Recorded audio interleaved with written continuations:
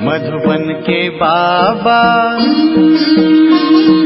मधुबन के बाबा मुरली वाले, आपका क्या कहना,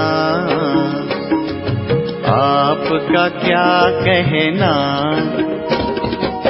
ओम शांति। आज 5 फरवरी 2024 के साकार मधुर महावाक्य हैं। आज मीठे मीठे बाप दादा बोले, मीठे बच्चे, यह पढ़ाई है दी बेस्ट। इसे ही सोर्स ऑफ इनकम कहते हैं।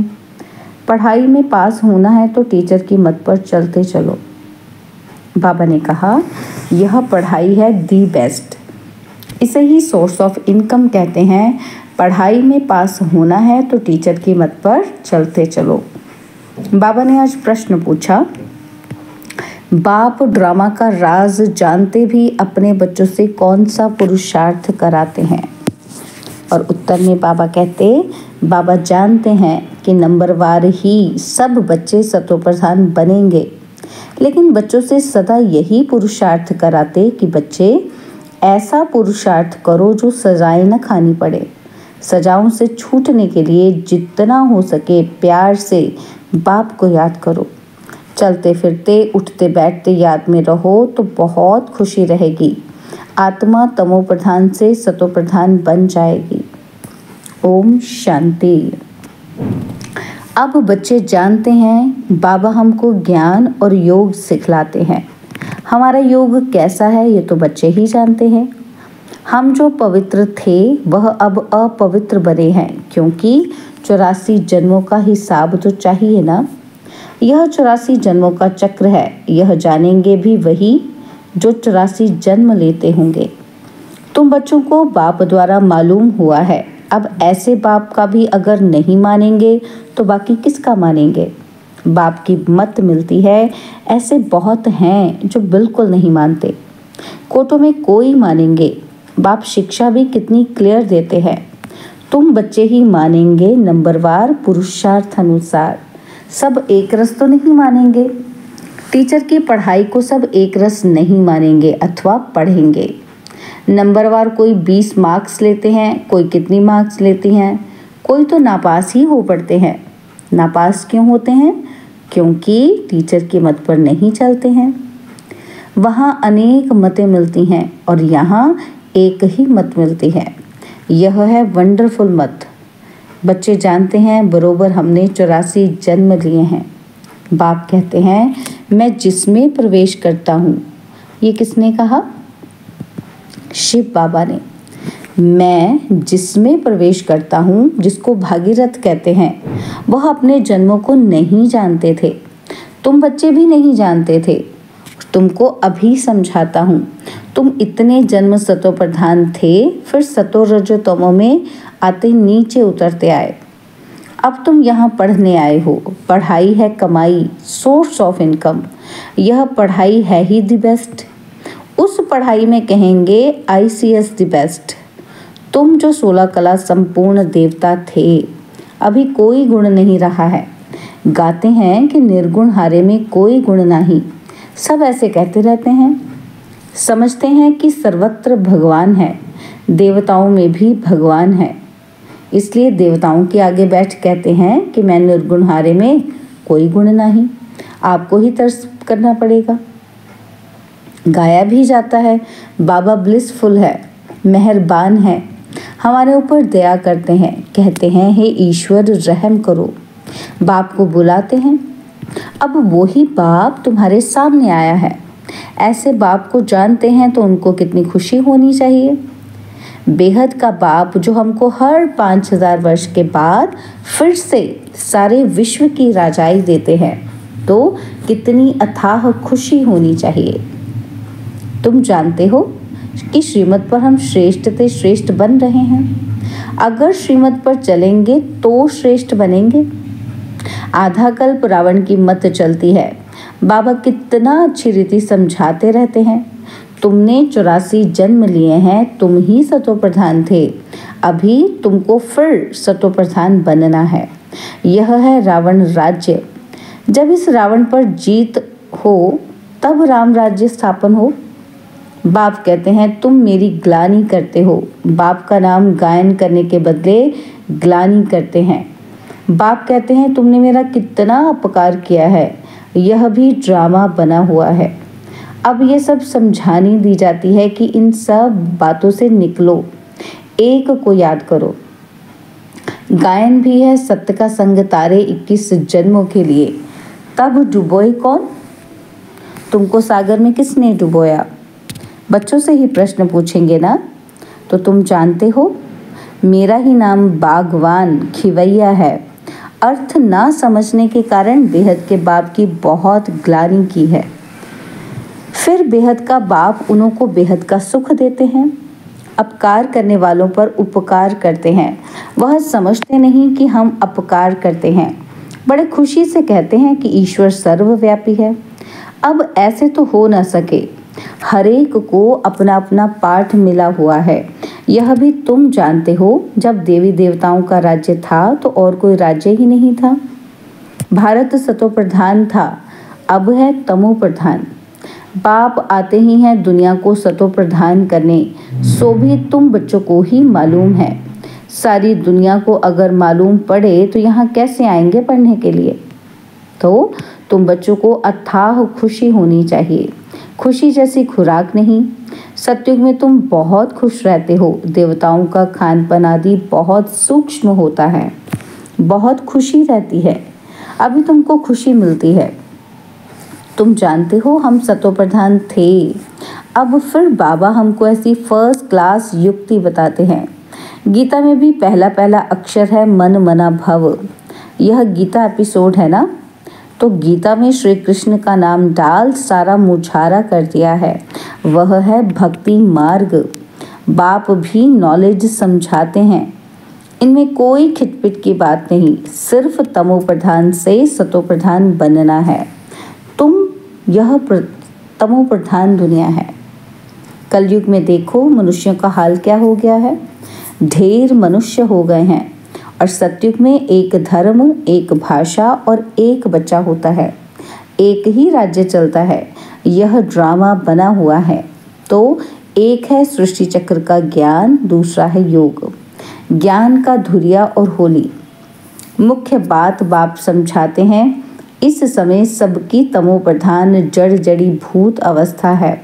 विनाश सामने खड़ा है। अब बाप कहते हैं तुमने हमको बुलाया है कि हमको पावन बनाने आओ। तुम पतित बन गए हो। पतित पावन मुझे ही कहते हैं।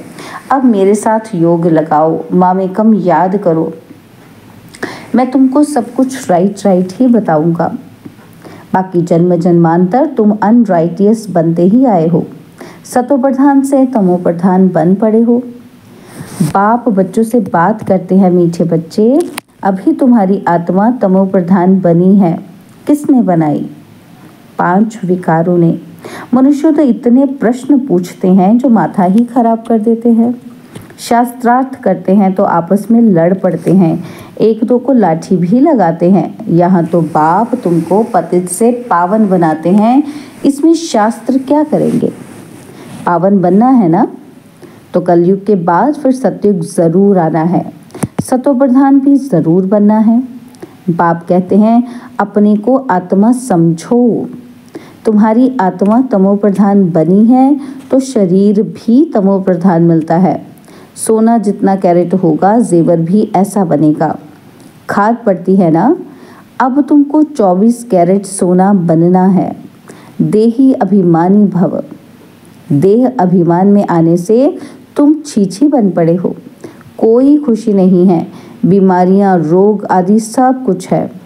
अब पतित पावन मैं ही हूँ। मुझे तुमने बुलाया है। मैं कोई साधु संत आदि नहीं हूँ। कोई आते हैं कहते हैं गुरुजी का दर्शन करें। बोलो गुरुजी तो है नहीं और दर्शन से भी कोई फायदा नहीं। बाप तो हर बात सहज समझाते हैं। जितना याद करेंगे उतना तमो प्रधान से सतो प्रधान बनेंगे, फिर देवता बन जाएंगे। तुम यहाँ फिर से देवता सतो प्रधान बनने के लिए आए हो। बाप कहते हैं मेरे को याद करने से तुम्हारी कट निकल जाएगी। सतो प्रधान बनेंगे, पुरुषार्थ से ही बनेंगे ना। उठते बैठते चलते बाप को याद करो।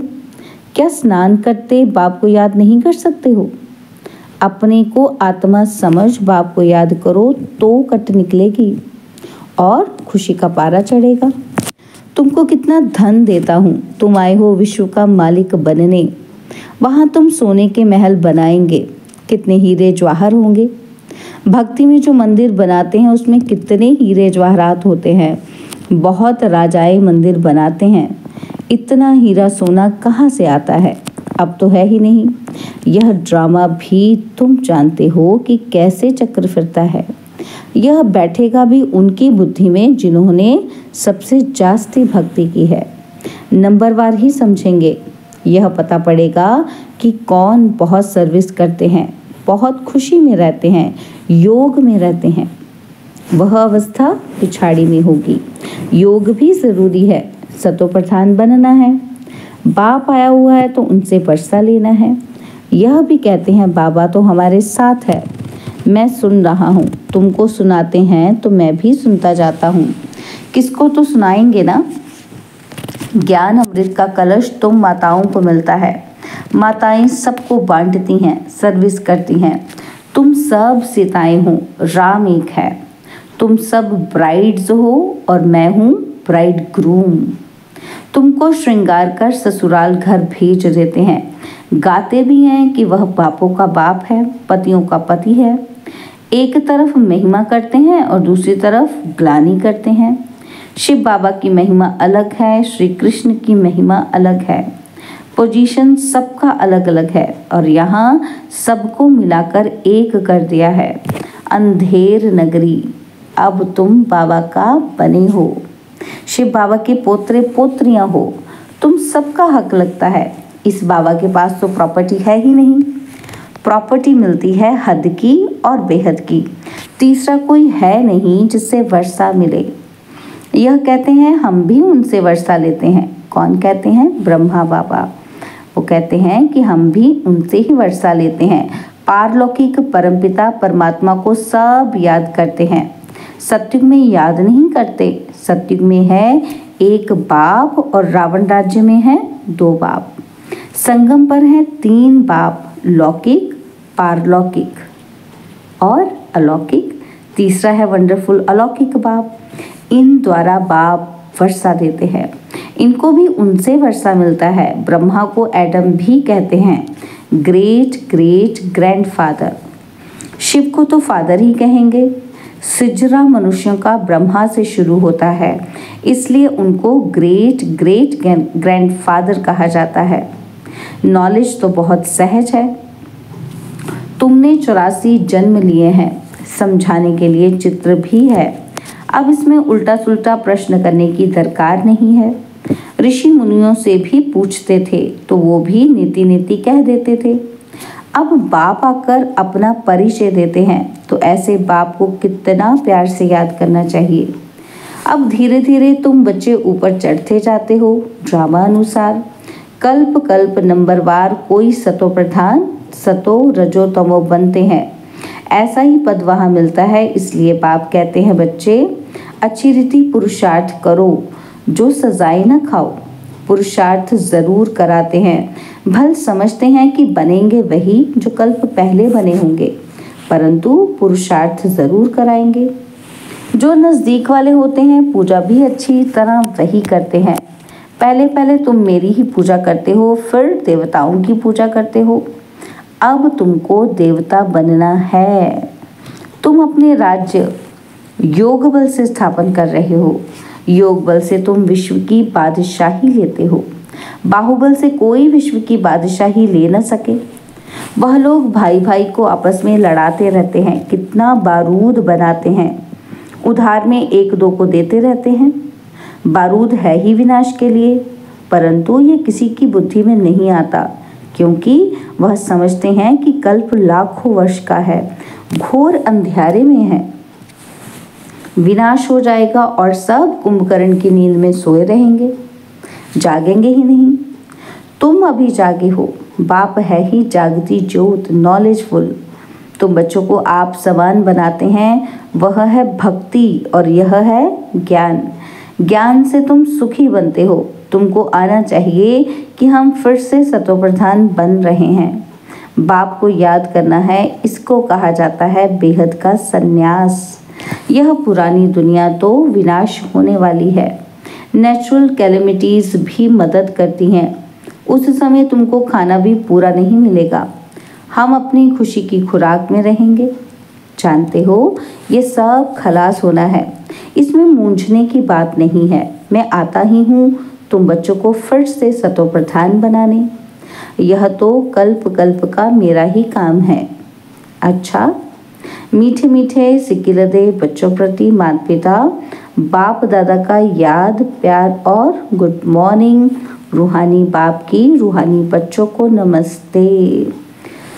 हम रूहानी बच्चों की रूहानी बाप दादाजी को दिलवा जान सिकवा प्रेम से नमस्ते।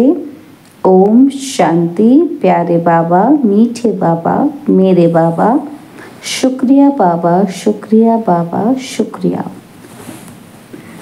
धारणा के लिए मुख्य सार है, पहला पॉइंट है, स्वयं भगवान हमारे पर मेहरबान हुआ है।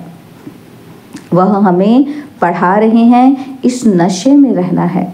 पढ़ाई सोर्स ऑफ इनकम है, इसलिए मिस नहीं करना है। और सेकंड पॉइंट है, अथाह खुशी का अनुभव करना और कराना है। चलते फिरते देही अभिमानी बन बाप की याद में रह आत्मा को सतोप्रधान जरूर बनाना है।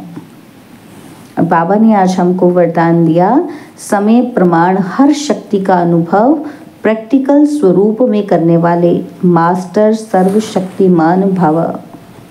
समय प्रमाण हर शक्ति का अनुभव प्रैक्टिकल स्वरूप में करने वाले मास्टर सर्वशक्तिमान भव। मास्टर का अर्थ है कि जिस शक्ति का जिस समय आवाहन करो वो शक्ति उसी समय प्रैक्टिकल स्वरूप में अनुभव हो। ऑर्डर किया और हाजिर। ऐसे नहीं कि ऑर्डर करो सहन शक्ति को और आए सामना करने की शक्ति, तो उसको मास्टर नहीं कहेंगे। तो ट्रायल करो कि जिस समय जो शक्ति आवश्यक है उस समय वही शक्ति कार्य में आती है। 1 सेकंड का भी फर्क पड़ा तो जीत के बजाय हार हो जाएगी। स्लोगन है, बुद्धि में जितना ईश्वरीय नशा हो कर्म में उतनी ही नम्रता हो। बुद्धि में जितना ईश्वरीय नशा हो कर्म में उतनी ही नम्रता हो। ओम शांति। और अब यह एक बहुत अच्छी वीडियो भी जरूर देखें।